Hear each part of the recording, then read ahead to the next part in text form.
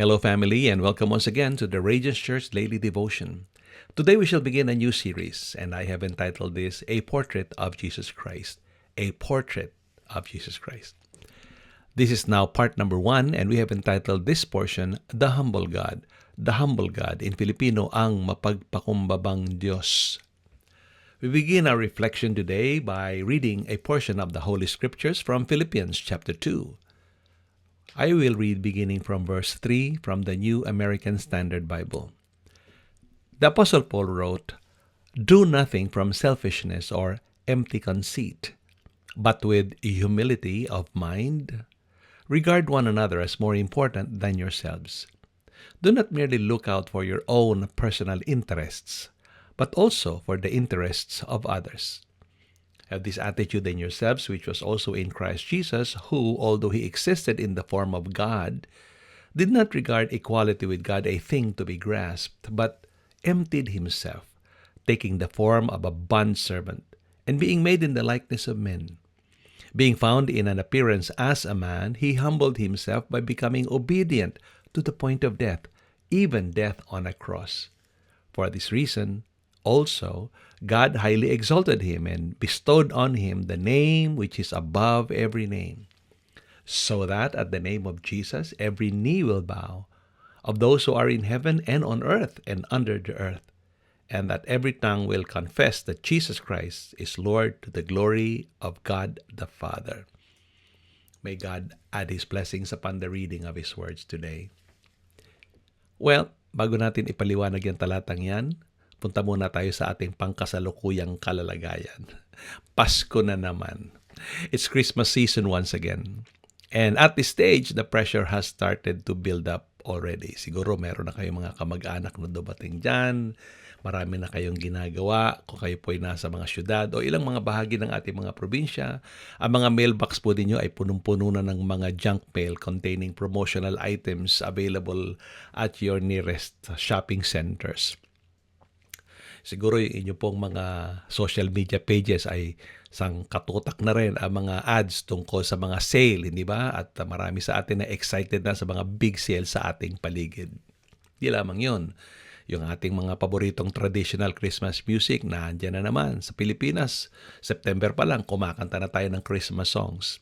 Dito naman sa Australia, kinakanta rin dito sa Sydney yung Let It Snow, Let It Snow, Let It Snow. Wala namang snow. Although, siguro probably by Christmas time, aabot na dito ng 40 degrees ang init. Pero let it snow pa rin. Kaya si Santa Claus dito ay hindi na naka-jacket. Naka-short pants na lang. Soon you'll also be hearing people greet you Merry Christmas. Kahit ngayon pa lang, nagma-Merry Christmas na tayo, maaga pa. But don't be deceived. Most of this fanfare is not about Jesus Christ at all. It's a promotion of materialism and it's all about making money for some. Ito ay tungkol sa mga business at pleasure, mga bakasyon, mga bagay na dapat yung ma-experience ngayong Pasko at napapalayo na tayo sa tunay na mensahe ng Pasko. So in preparation for Christmas, I would like to ask you to focus on the real reason for the season. Ano yon? Ano ba ang dahilan nitong season nito? Don't forget, it's all about our Lord Jesus Christ. Kaya nga Christmas, nandun na yung kanyang pangalan. Hindi na natin dapat itong mamiss. Alright? Now, looking back at the first Christmas, let's investigate who Jesus Christ is. Sino ba itong dahilan ng Kapaskuhan? So sa seryeng ito ay i-uncover po natin yung mga interesting truths about the Lord Jesus Christ from the Holy Bible para magkaroon tayo ng maliwanag na perspective kung sino talaga siya. So first and foremost, let us understand that Jesus is no ordinary human being. He is the ultimate manifestation of God in the flesh. Siya ay Diyos na nagkatawang tao. Colossians 1:15, the Apostle Paul wrote, He is the perfect image of the invisible God. Siya yung Diyos na di nakikita, na nagpakita. Yon ang unang bagay na dapat nating maintindihan. God, being spirit, cannot be seen with our naked eyes. So He came in the flesh. He came into this world to be like us. What's the reason? For us to be like Him. Ayun, ulitin ko. He came to this world to be like us in order for us to be like Him. Now, ito po ang punto ng ating devotion ngayong umaga. Kung ang Diyos na ubod ng laki at makapangyarihan sa lahat, He's so powerful, He's majestic. If He who is God all-powerful could come down on our level to humble Himself and act obediently, question, what makes us think that we can't? Mas malaki ka ba kaysa kay Lord? Si Lord nga nagpakumbaba. Mas malaki ka ba kaysa sa Diyos? Yun ang tanong. So, here's the point. Christmas is a great season to exercise humility. Ayan ha, yan ang tutok natin ngayong araw. Ang araw o panahon ng Kapaskuhan ay panahon ng pagpapakumbaba. It's an excellent time of the year to reconnect with friends or reconcile with those who have distance from us, or yung mga nakaaway natin o mga umaway sa atin, yung mga di natin nakasundong mga tao, ito yung magandang panahon para mag-reconnect sa mga taong yun. Of course, siguro marami sa atin na inaway o nakipag-away at ngayong oras na to ay napupuno tayo ng mga puot at galit o sama ng loob. Itong Kapaskuhan ay magandang pagkakataon para tayo magpatawaran na, hindi ba?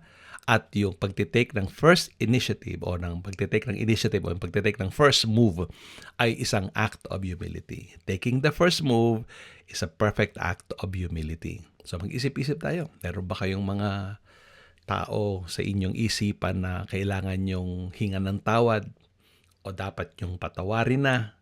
Okay, meron ba mga taong cold sa inyo nito mga nakalipas na panahon at hindi nyo alam kung bakit kayo merong gap na, malapit man sila o malayo sa inyo? Meron ba kayong nasaktang mga tao, consciously or unconsciously? Kahit sinasadya o di sinasadya. Tandaan po natin na si Kristo ay nagpakumbaba. At kung kaya niyang magpakumbaba at ikaw naman ay Kristiyano at nasa puso mo si Kristo, I'm sure kaya mo rin yan sa tulong ng banal na Espiritu Santo. Punahin po ninyo ang sinabi ng talata. Nung siya'y nagpakumbaba, itinaas siya ng Diyos. God has highly exalted Him and given Him a name that is above every name. Sabi ni Jesus Christ mismo, ang nagpapakumbaba daw ay kanyang itataas at ang nagmamataas ay kanyang ibababa. So, gusto mong sumaya ngayong Pasko? Gusto mo talagang magkaroon ng Merry Christmas? Talagang merry talaga ang Christmas mo? Gayahin mo si Jesus Christ. Matuto kang magpakumbaba. Once again, this is the best time of the year to practice humility. Just like Jesus, let us all take a humble step. Be humble. O ayan na, magpatawad na o humingi na ng tawad at maging masaya nawa ang ating Kapaskuhan. Ito po mga paalala mula sa Radiance Church. Ako naman po ang inyong kaibigan, Coach Ray Clemente mula dito sa Sydney, Australia. Maligayang araw po sa inyong lahat.